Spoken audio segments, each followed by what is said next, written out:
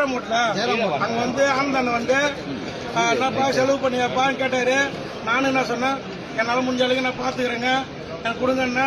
அவர் என்ன சொன்னாரு, சரி பாத்துக்கலாம்பா, உனக்கு தான் ஏன்பா வருத்தப்படுற, நான் நீ யாரு என்னன்னு விசாரிச்சேன், யாரு என்ன விசாரிச்சா உனக்கு நான் பரிசுமான தரேன், நீ கவலைப்படாத.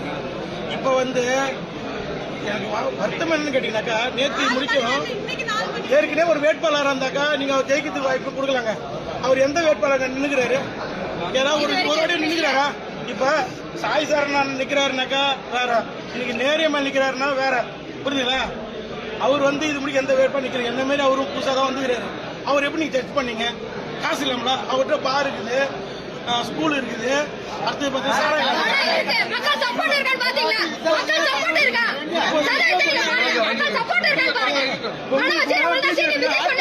பிஜேபி சார்பா ஹாட் பாக்ஸ் போட்டாரு.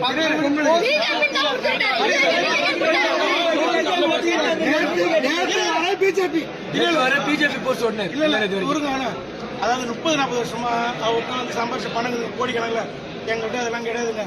நம்பி வந்தங்க, இன்னைக்கு தாலி எடுத்துட்டாங்க, அது பச்சை தாலி எடுத்துட்டாங்க. அதுக்கு வந்து எனக்கு வந்து சீட்டு எனக்கு இதுக்கப்புறம் கொடுத்தா கூட வேணாங்க.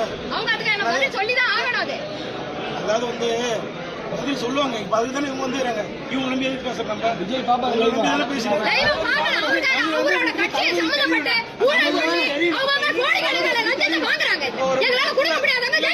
நம்ம ஊடகத்துறை மூலியமா ஒரு சின்ன விஷயத்த நான் சொல்லிக்கிறேன்.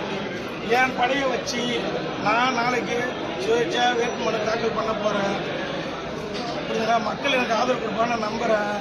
அது இல்லாம ₹1 1 காசு கொடுக்க மன அழுத்தம் நான் அனுமதிக்க மாட்டேன்.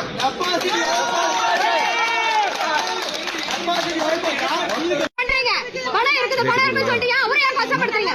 ₹1 இல்லாத மக்கள் சொல்லியிருக்காங்க.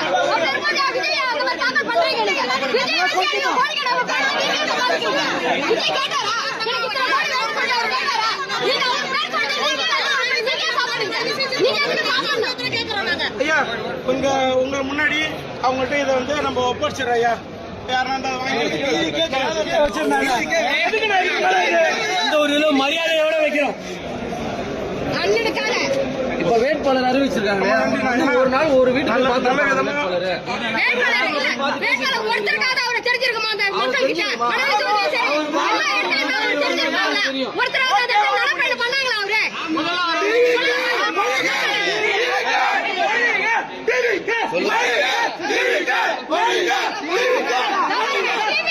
விஜய் கட்சி அவரை நம்ம ஒழிக்கணும்.